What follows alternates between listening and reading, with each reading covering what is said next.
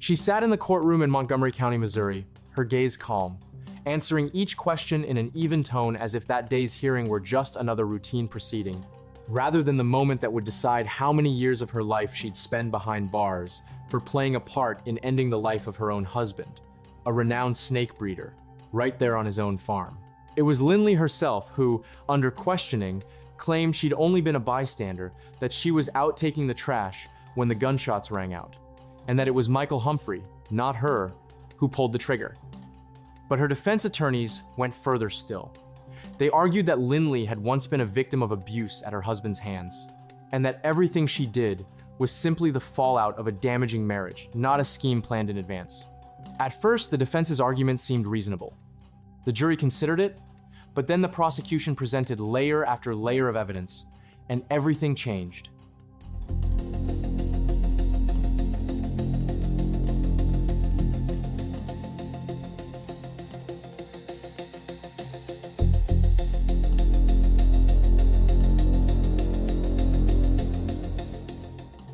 What you're about to see is the moment the jury realized that 2 weeks before the gunshots rang out at that snake farm, Lynlee had prepared a smoothie laced with painkillers for her own husband, and that simply taking out the trash couldn't erase her role in the entire plan, especially once she later admitted she had willingly taken part and had concealed Humphrey's role for more than 2 years. And every detail you're about to see has been verified through the Montgomery County Police Department's investigative files, the testimony of an acquaintance Lynlee had confided in, court records, and the official sentencing handed down by the Missouri court.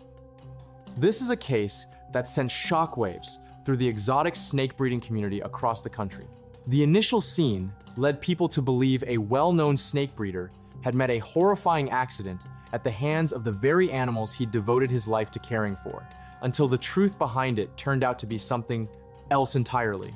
If you've never heard this story before, brace yourself, because what happened at a snake farm near New Florence, Missouri, on the 8th of June 2017, will challenge everything you thought you knew about marriage, life insurance, money, and just how convincingly a crime scene can be staged to hide the truth. To understand why Lynlee Renick was sentenced to 16 years after more than 4 years of a stalled investigation, we have to go back to the beginning to the Renick family's marriage, and to the fateful morning at the snake farm when everything fell apart. In the small farming community surrounding New Florence, Missouri, Ben Renick had built a life around a passion that most people would find unusual, and more than a few would find frightening. He fell in love with snakes as a young boy, and by 2010, he had turned that fascination into a business, founding Renick Reptiles Incorporated. His breeding facility grew into an operation, housing thousands of snakes, including pythons and massive South American anacondas, and buyers reached out to him from as far away as the United Kingdom and Japan. Within his tight-knit community of reptile enthusiasts, Ben was considered something close to a celebrity, a man whose name carried real weight. Ben and Lynlee had known each other since they were teenagers, drifted apart, and then found their way back to one another in 2011. They married in 2014 and welcomed a child together. In those early years, Lynlee threw herself into the family business, working alongside Ben at the breeding facility, helping manage the day-to-day operations of a company built entirely around his life's passion. By 2017, that passion had paid off in a major way. Ben closed a deal worth well over $1 million, selling a portion of his pythons and anacondas. With that kind of success behind them, Lynlee decided she wanted a venture of her own, and the couple opened a day spa in Columbia, Missouri, called Essentia Spa Inc. Lynlee took the lead running it, but the business quickly began bleeding money. Text messages later recovered from the couple's phones showed growing tension over unpaid loans, rent, and staff wages, with Ben pressing his wife on where the money had gone. Around the same period, roughly 3 years into the marriage, Lynlee became involved with at least 2 other men outside the relationship. Messages between her and Ben revealed his growing suspicion that something was wrong, and the marriage that had once seemed so promising began quietly falling apart underneath the surface of a successful business and a young family. What came next did not happen all at once. According to accounts later given to investigators, roughly a week before Ben was killed, Lynlee made a first attempt on her husband's life. She crushed up 15 Percocet pills and mixed them into a protein shake, with help securing the pills from a coworker at the spa, Ashley Shaw. Ben drank the shake and became severely ill, but he survived. Rather than stopping there, Lynlee reached out to an ex-boyfriend, Michael Humphrey, and asked for his help finishing what she had started. The night of the 8th of June 2017 had originally been set aside for something ordinary, a date night between husband and wife. Lynlee told Ben she wasn't feeling well and asked him to pick up their children from school instead. What Ben did not know was that Humphrey was already on his way to pick her up from the spa. Ashley Shaw stayed behind, using Lynlee's phone, which had deliberately been left at the spa, to send text messages designed to make it look like Lynlee had never left Colombia that day. Humphrey and Lynlee drove together out to the Renick reptile facility. According to prosecutors, Lynlee fired 8 rounds into her husband, at least 4 of them striking his back, using a weapon that Humphrey had brought with him. The defense would later argue the opposite, insisting it was Humphrey who pulled the trigger while Lynlee stood by. After the shooting, Humphrey gathered up most of the spent shell casings scattered around the scene, though he missed several that weren't immediately visible. The two then returned to the spa, where Humphrey helped dispose of the clothes Lynlee had been wearing. While all of this was unfolding, the school called Lynlee to ask why no one had come to pick up her children. By that point, according to prosecutors, she already knew her husband was dead. She left to collect the kids, as though nothing had happened, then drove out to the reptile facility, where she would claim to discover her husband's body for the very first time. It was Lynlee herself who placed the call to 911, reporting that she had found Ben. She then called Ben's brother, Sam Renick, asking for help.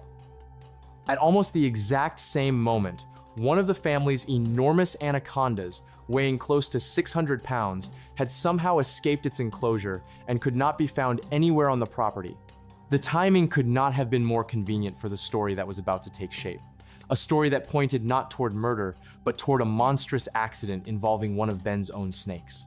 Montgomery County deputies arrived at a facility housing more than 3,000 snakes, initially believing they might be dealing with a venomous escape, a genuinely dangerous situation for anyone stepping inside.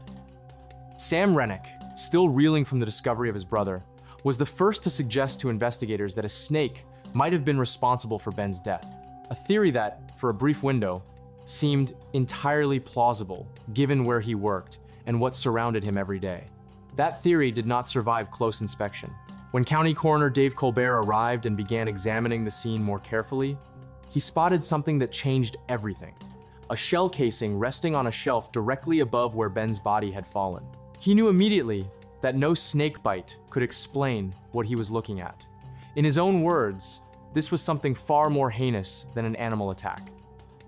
That single discovery turned what had looked like a tragic accident into a homicide investigation, and detectives began working to determine who might have wanted Ben Renick dead. Early suspicion initially fell on Sam Renick, following reports of a dispute between the two brothers over property and business assets. But that lead did not hold, and attention gradually shifted towards someone much closer to Ben, his own wife. Still, without a confession or physical evidence tying anyone directly to the shooting, the case went cold. Investigators had strong instincts, but nothing solid enough to move forward, and for nearly 3 years, Ben Renick's murder remained unsolved. The break that finally cracked the case open came from an entirely unrelated situation. In 2019, Lynlee took out a restraining order against another ex-boyfriend, a man named Brandon Blackwell, who had no direct connection to Ben's death. In January 2020, Blackwell was arrested for violating that order. While sitting in jail, he asked to speak with investigators, and what he told the Missouri State Highway Patrol reopened the entire case. Blackwell said Lynlee had confessed to him that she had shot and killed Ben, and that she had carried out the plan with help from an old boyfriend, Michael Humphrey. When detectives cross-referenced his account against Lynlee's phone records and text messages, everything lined up. Almost 3 years after Ben Renick was found dead at his own breeding facility, both Lynlee Renick and Michael Humphrey were arrested and charged with first-degree murder and armed criminal action. Once in custody, whatever loyalty may have once existed between the two collapsed almost immediately, with each one pointing the finger squarely at the other as the person who had actually fired the weapon. In the aftermath of the arrests, Humphrey made a calculated decision.